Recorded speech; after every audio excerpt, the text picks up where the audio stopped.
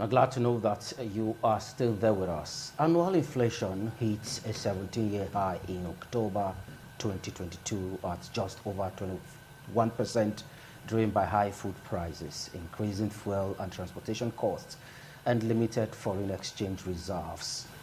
Now, about 25 million Nigerians at risks of food insecurity, high risks, in fact, of food insecurity in 2023, come November. We are going to be looking at tackling food insecurity in this segment, and I have with me in the studio an agripreneur expert in person of Precious Wifo. Thank you so much for coming. Thank you very much. All right, from my extreme left, I have Jumbo Godwin, who is also a political analyst and, of course, a civil rights activist. Thank you so much for coming. Thank you so much. All right, now, let's start with you, Precious Wifo. Looking at the whole issue and the scarcity of food, what do you think could be the major cause? Okay, thank you very much. One of the major causes of this food insecurity is, I believe the governments, they are not looking inwards. You know, there's a lot of government inconsistency when it comes to, you know, focusing on agriculture. Now, I want to quickly bring your attention to something. You know, every first Friday of December in Ghana, they celebrate what we call Farmers' Day, Farmers and Fishermen's Day. Every first Friday? Every first Friday. So for this year, it's going to be taking place on Friday, on the 3rd of December. Now, these are some of the ways to,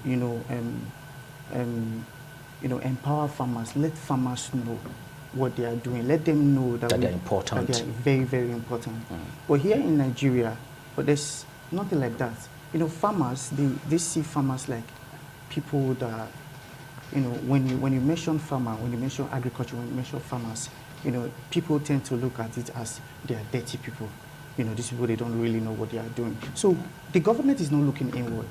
You understand? They are not, you know, giving priority to farmers. Even if they even give priorities to them, they don't monitor what they are doing with these people. So, and of course, you know, there's a slogan, there is no nation without farmers. So I don't think the government, they are, you know, giving attention to farmers particularly. So that's just it. Then the agricultural sector of the country, there is really the attention there. Attention is not really there, but the focus is oil producing sector, but they don't look at the agricultural sector. Okay. So that is one of the reasons why I feel that we are where we are today. Now before the days of oil boom in this part of the world, farming and agriculture used to be the rave of the moment. Yeah. As a matter of fact, Britain, they actually found Nigeria as a place where they can invest. Somewhere in Ibadan, where they have the cocoa farm and all that. Yeah. You know, Britain had to even buy some plot of land, acres of land, to invest in cocoa farming and all sort. Do you think the oil boom region actually sent farming into extinction? Got it. Okay, thank you very much. I think the oil boom sent us into extinction because before the advent of the oil boom, Nigerians, like the West, were known for cocoa farm. Even in Edo State, we will talk about palm oil production. Don't forget that Malaysia came to Naifor here, that's not far from here, to collect some palm seedlings, took it back to their country, and today they are the highest oil producing exporting nation in the world. Malaysia? Yes. And so Nigeria, the Naifor that they took these seedlings from is collapsing by the day. And so to me, I feel it's as a result of negligence. We've neglected agriculture. We don't give priority to agriculture. And looking at Obasanjo administration as a military head of state, when he came up with the policy Operation Feed the Nation as at 1979, you understand, what was the policy all about? it was just to increase food production in the country. Okay. And we are looking, and also look at some in the lives of Shehu Shagari in 1980 when he brought about green grass revolution. Anywhere you find green grass, make sure you plant crops. And by so doing, you over time, Nigerians, we were able to feed ourselves. But this oil boom and this thing has made us to neglect an important sector of the economy. Now, looking at the current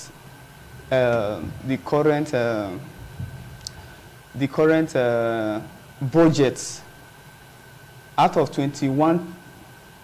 over 21 trillion naira, only 228 billion was allocated to agricultural sector, leaving us with about 1.05%. I think that's not fair. And it's not fair.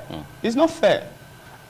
In a country where we have over 200 million people, you are allocating just 1.05% to agriculture. And we allocated about 13% to fighting to empower defense and all of that.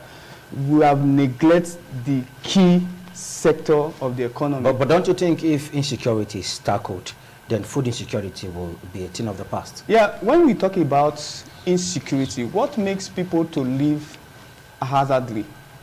When you are hungry, there is every tendency that it's not everybody that can control themselves in that kind of situation, you understand? Now, before somebody thinks about stealing his neighbor's goods, it's as a result of maybe a perpetual hunger, you understand? He has been, like Nigeria now, a common man cannot afford just a bag of gari. A bag of gari is selling at around 22,000 naira. Now, how much are you receiving as salary? You understand? Okay, even if you are receiving 100,000 naira as salary, you are buying gari 22,000 naira a bag. You are buying fuel 610 naira.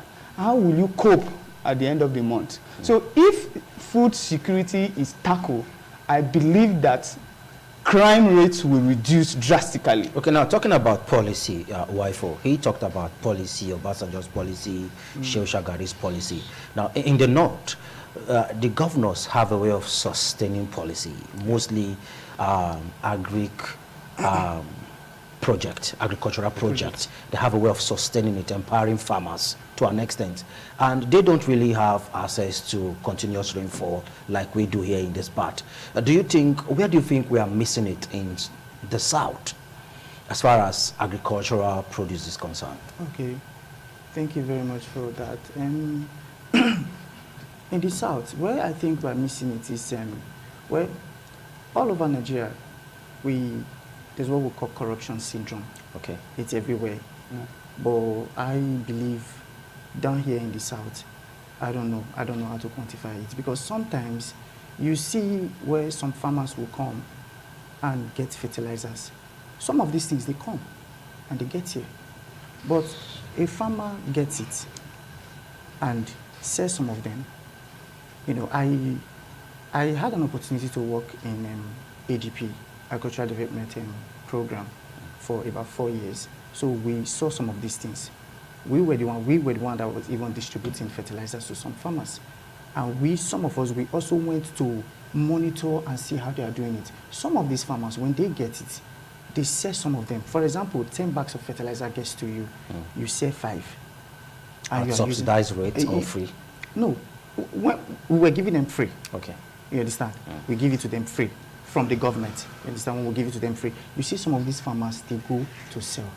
They don't use it what you're supposed to use it for. So corruption at every level. Like I said, before I started this statement, there's corruption everywhere. But the level, it varies.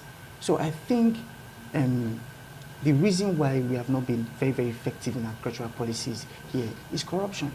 Okay. That's just the way it is. So how has food insecurity affected us or impacted us as a nation? We are still seen as a developing nation, for your information. Yeah. And so how has it affected us? Food security has really affected us in all endeavors of our life. Like as at 2021, we record about 13.5 million out-of-school children. Now, if you take a critical look and get to know those children, ask them some critical questions. Why are you hawking during school hour? They will tell you they are the breadwinners in their family. And my mom could not pay my school fees. Because if the mommy is receiving 15,000 naira a month and cost of living is almost 20,000 a month, leaving her to borrow about 5,000 naira to add up, you understand? How do you expect that child to be in school? So in every sector, when it comes to food security, it has affected both the rich, the poor, and even the middle class Nigerian. Okay. Students can't go to school again. Like, I'm a graduate of University of Benin. During my year one, I could use 1,000 naira to eat in the morning, eat in the afternoon, and in the evening. Yes, 300 naira food can sustain you till you go to class and come back. But now, as I'm talking to you now, you cannot use 1,000 naira to eat it at a spot. Now, how do you expect parents to start training their child? You understand? So many of them are now encouraging their child to go and learn something different. You understand? Leaving that child to no option but becoming a nuisance in the society.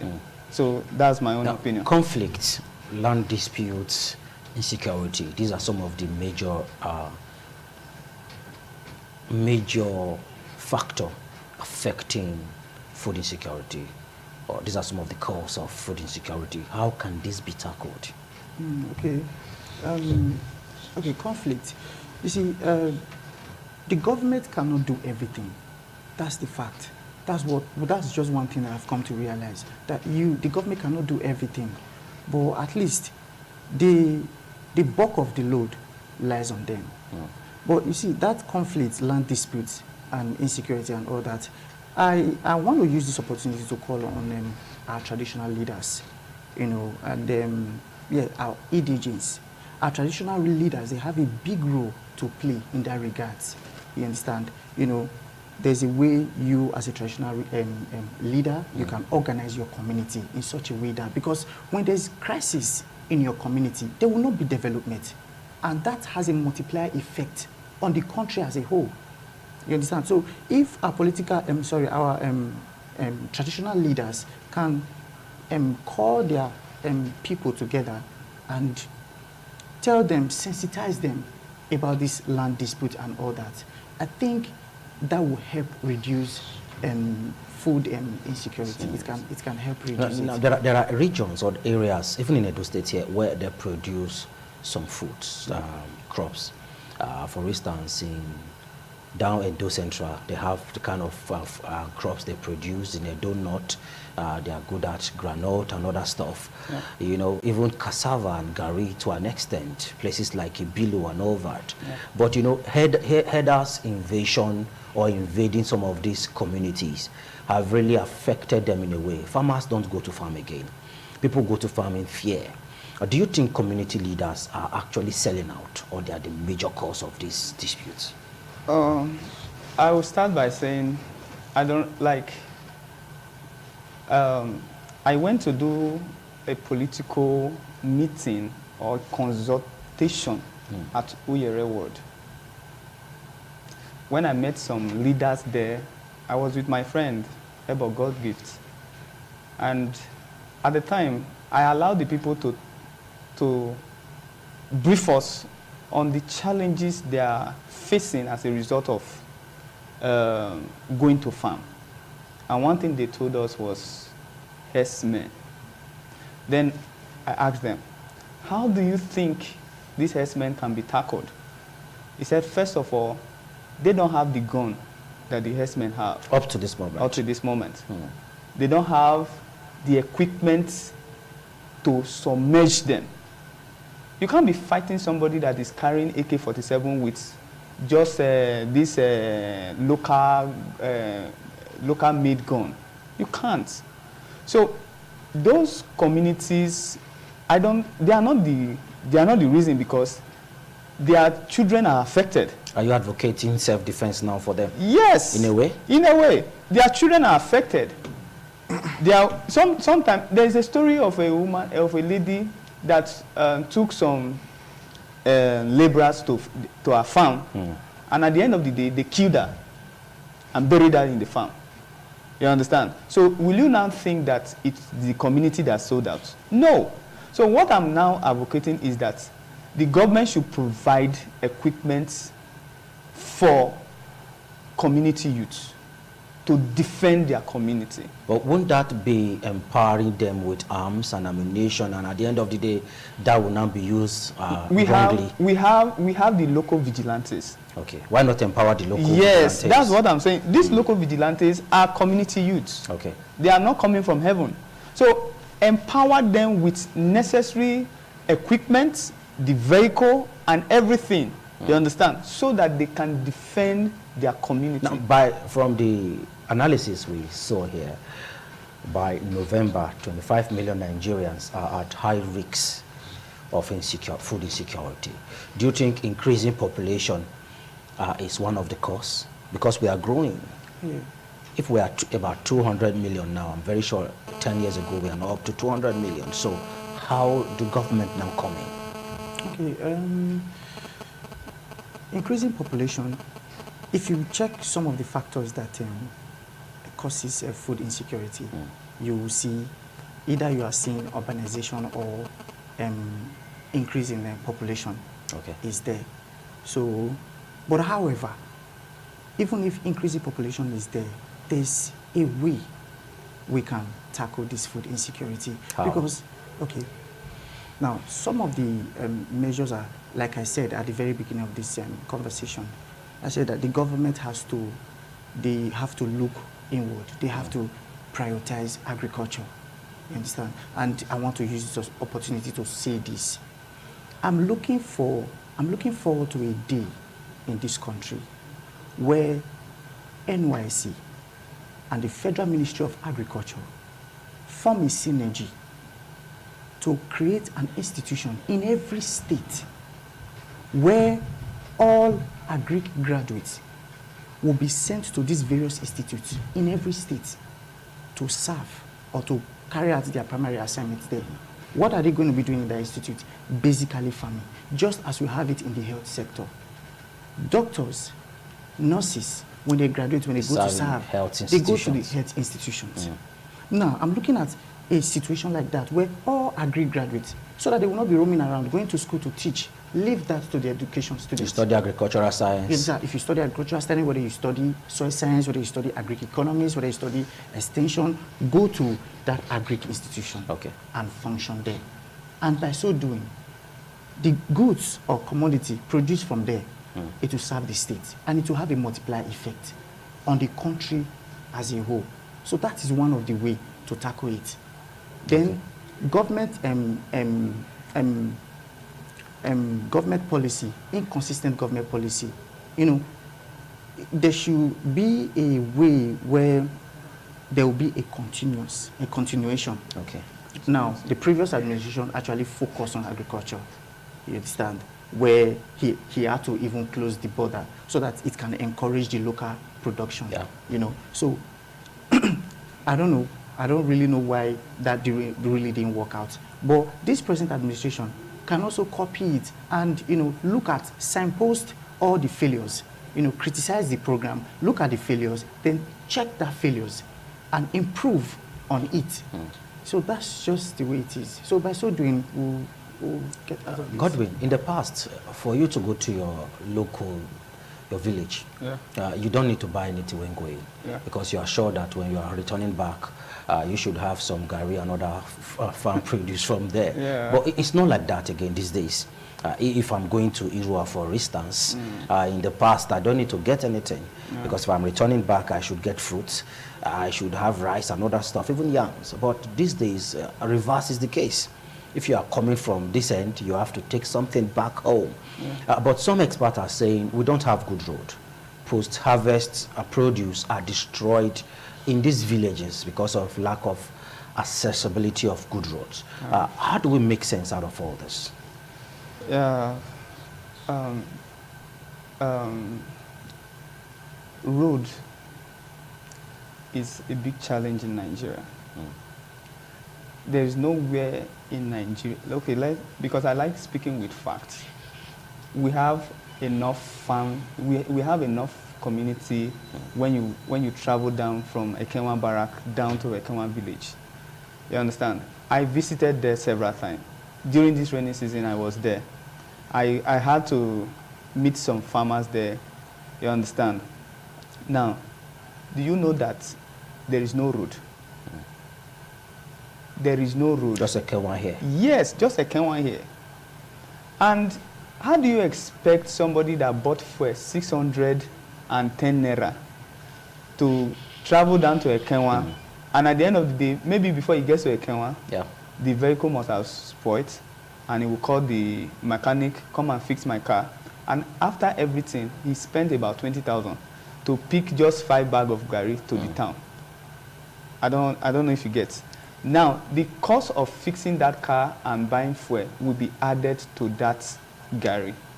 So what I'm opting for now is that government should see road as a very integral part of the economic development. Okay. So we should focus, priority should be given to those areas, you understand?